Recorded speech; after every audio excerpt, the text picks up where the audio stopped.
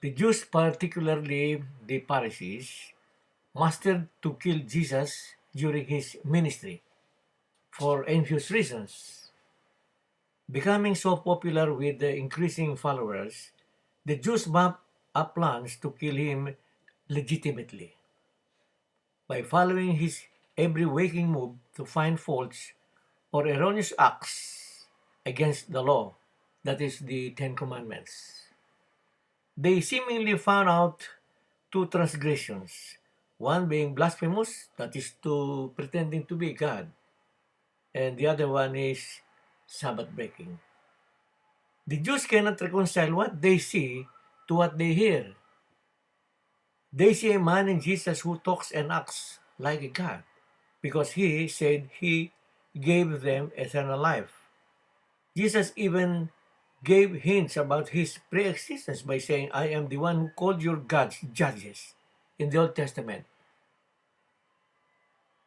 Yet you say I am blasphemous because I said I am the Son of God? He challenges them to see his work if it is not the work of God. Jesus justified not only his name and nature, but also his works as the works of God, because he and the Father are one. John 10:28 up to 37. The power to give eternal life belongs only to the mighty power of God and is not transferable. Otherwise, there will be more than one God. Although Christ knows everything within their thoughts, he wants to hear it from their lips. He then asked his disciples, Who am I? Peter, the spokesman of the group, answered, You are the Son of the living God. Matthew 16:15 to 16. Christ responding in verse 17, Blessed you, Simon Bar-Johannah, for flesh and blood has not revealed this to you, but my Father who is in heaven. Truly, this thing cannot be explained by science or biological procreation, wherein sets of chromosomes or DNA carrying the characteristic traits of an individual will combine with the same numbers of sets on its male and female gametes to form or procreate a normal human being like Jesus. The Bible is clear in Matthew 1:1 that Christ shall be born in the genealogy of David, the son of Abraham, and that a divine seed implanted in the womb of Mary, making her as a surrogate mother, as modern analysts proclaimed. The question of Mary is, how can she bear a child when she did not know a man? As mentioned by Christ, this is this is not explainable by flesh and blood, but rather his father. How did the father explain this? Take a look at Luke 1:35.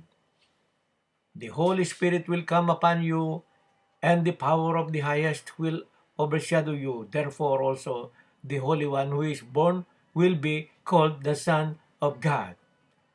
Albert Einstein said, Science without religion is lame. Religion without science is blind. Many explained matters on earth and throughout the universe are distinctly mentioned in the Bible as God's amazing creation.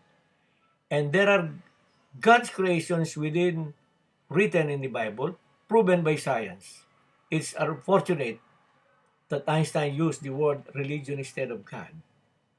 It is vividly clear that Jesus is a mixture of divine and human, as predicted in prophecy, the fulfillment of God's plan. The words became flesh to save humanity, John 1:14. The 23 sets of genes or chromosomes from the father's side are supplied through divine intervention by the Holy Spirit to fertilize the ovum of Mary, having the same number of genes for a total of 46 sets in order to procreate a divine human in Christ. A fusion that will stay forever. It is not a hood of human covering God to the human body of Christ. Otherwise, the hood should have been left behind in the tomb of Christ when he left earth to go to heaven. It was God who first formulated procreation in his first command to Adam and Eve at Genesis 1:22. On the same issue of Christ breaking the Sabbath, Jesus said it is lawful to do good on the Sabbath. Therefore, the non-existence of the Sabbath is not in question here. But the question is, what is lawful to do on the Sabbath? Treating ailing people on the Sabbath is not prohibited because it is a matter of life and death. Even their sheep falling in pit during Sabbath can be lifted. So anything similar to this matter is allowable on the Sabbath. Matthew 12:1-13. Jesus said it was made for man and not man for the Sabbath. Mark 2:27 means that it is not exclusively for the Jew, but it was for all humanity. With all these interactions between Jesus and the Jews, the result is still to no avail. Christ was finally arrested and brought to the courts. Both Caiaphas and Pilate judged him not guilty. Even Christ, comment on the cross, proclaimed Christ's innocence and acknowledged Christ's deity by rebuking the other criminal in saying, "Do you not fear God? But this man has done nothing. He's done nothing wrong," and expressed his desire. "Lord, remember me when you come into your kingdom." Now, there is only one kingdom in heaven, and it is owned by only one God. It's here referred to the Lord, a sinless man. Pilate gave to the request of the Jews for political reasons because of he did not grant the request of the people, he would jeopardize his position. So he washed his hands to cleanse his guilty conscience. The capital punishment of the Jew was crucifixion. But why was Jesus crucified? Did he break any rules of the Romans? Bible scholars agree that Jesus was falsely charged with intending sedition against the government of Rome. Perhaps the reason why he was not stoned to death as capital punishment of the Jew was because he did not break any laws of the Ten Commandments, particularly blasphemy and Sabbath breaking.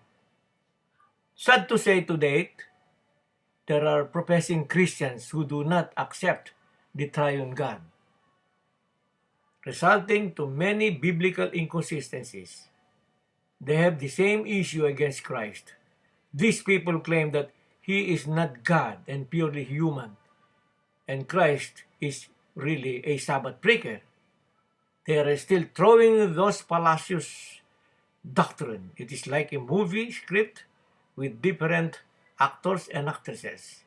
If you, for example, there is a court now called the Court of Christ Court, and Christ is under litigation today for the charges of blasphemy and Sabbath breaking. Then you, as being a member of the jury, what will be your verdict? Caiaphas and Pilate found him not guilty. How about you? After Christ defended his case by himself without a lawyer, the question now is, what kind of stones of accusation remaining in your heart when Jesus comes? Blasphemy, Sabbath breaking, or both? Whose side are you? This is a challenge to those people who do not accept Christ's deity and are still saying that Christ is a Sabbath breaker. So it's like a repetition of what was done or what happened during Christ's time. So if you are there and you do not believe Christ as God and he is a Sabbath breaker, you are with the Jews stoning him, and that is it. We should be held responsible when Jesus comes. Whose side are you? Thank you so much.